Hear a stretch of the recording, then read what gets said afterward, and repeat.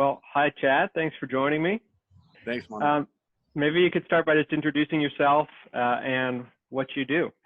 My name's Chad Smith. I'm a fourth grade teacher at Bayview Elementary on the west side. This is my fourth year currently teaching at Bayview. Just to start out, what's the mood like in the classroom? How are things going? Our mood's pretty upbeat because I think when it really comes to teachers, the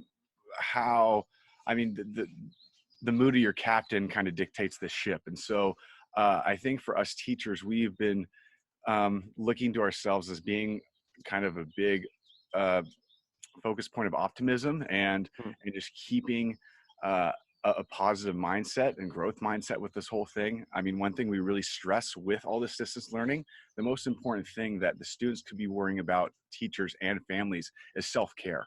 Just issues coming up, and all of it centers around just not knowing what to do and not knowing, am I doing the right thing? Am I doing enough? And frankly, what it comes down to is, do the kids feel good about themselves? Are they able to spend time with their family? Are they getting outside?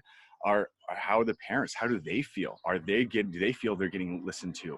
Are they be able to have the quality time with their kids where it doesn't feel like they're always a teacher? A major struggle is being in front of a screen for so long. And so I really encourage my students to work with a hard copy. So whether that is working in a notebook or just working on a piece of paper, and then parents can take a picture and send it to me, because whether it's with writing or with reading instruction and comprehension, I want to be able to give feedback. Got it. So it sounds like the biggest thing you're stressing is just a proactive or positive outlook on dealing with uncertainty. And it sounds like you've got some interesting ways that you're working on to help get that still one-on-one instruction time. Are there any things that are going well that have you surprised you or pleasantly surprised you about distance learning? Well, I think the community feel. I think all the kids are really, especially when we talk about, so Fridays are kind of our spirit day. And so whether we do crazy hair day or we wear funky hats, or we show our pets, or we just show our, a lot of the kids are kind of have certain learning areas in their rooms or in their wherever they're living. And so we might show a different part of you where you're currently working. I know mental health is just such a growing concern in our schools in general. And it's one area really where the county can play a big role is have more mental health counselors in schools. So what you're saying is that this distance learning is really bringing it to a head where it's no longer something we can ignore because it's putting more pressure on everyone. And so are you seeing, you said that kids could seek help at school with counselors. So are you seeing like those resources improve or change or becoming more available, or more students taking advantage of them?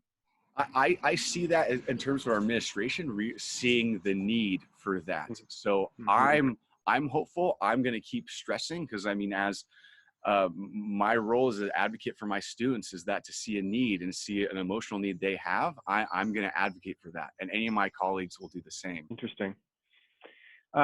So did you by chance see the article in the Atlantic that appeared, I think it was a few days ago or over the weekend? Let me see. It says, it's titled, "Just Give Up on Distance Learning." And instead of trying to move classes online, schools should support parents in educating their children. And the idea being that rather than kind of forcing parents into this box of, supporting the curriculum that was written that may not actually be very well adapted to distance learning, that instead parents should be given more freedom in finding ways to educate their children throughout the day. For example, teaching math while helping to cook dinner or something like that.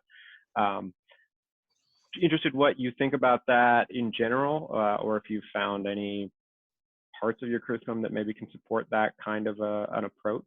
So I really stress to parents and my students, the structure we instill is to benefit them. It's never entitled to overwhelm.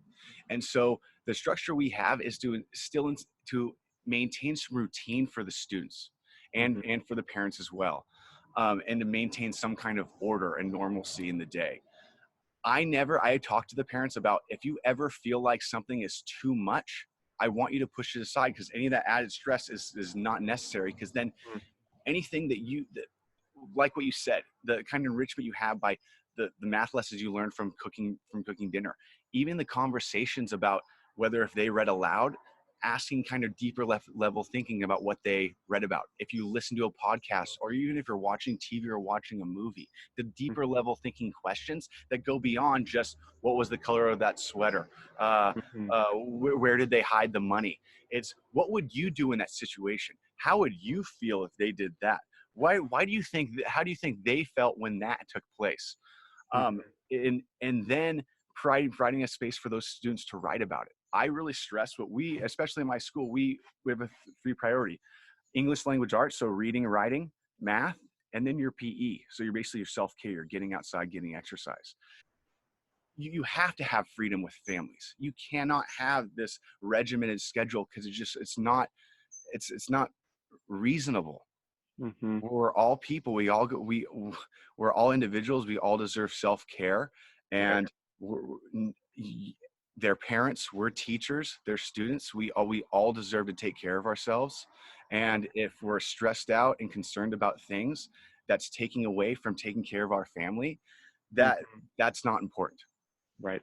Right. So if I can summarize, you're saying make sure that parents see the lessons as supportive rather than exhaustive to their own efforts, that they just hit the big three, which are reading, writing, math, and PE, physical exercise, and above all, to keep mental and emotional health at the top of the list. Yeah. According to the county health officer, Gail Newell, she's looking at ways that maybe we could actually have some summer camps in the next few months. And from an educator's perspective, I mean, I know you're not you're healthcare professional and can't comment on the health risks of that, but from an educator's perspective, is that something that you would support? From the social emotional standpiece, yes. These kids need each other. I think as long as it's in a safe manner, we're using proper social distancing, however that looks. But having a place for kids to get out and interact with other kids, to give them an outlet and something to allow them to be kids. They need to be kids. Thanks so much for joining me today and filling me in on what's going on with education. Yeah, Manu, thanks for having me. Yeah. Thanks, Chad.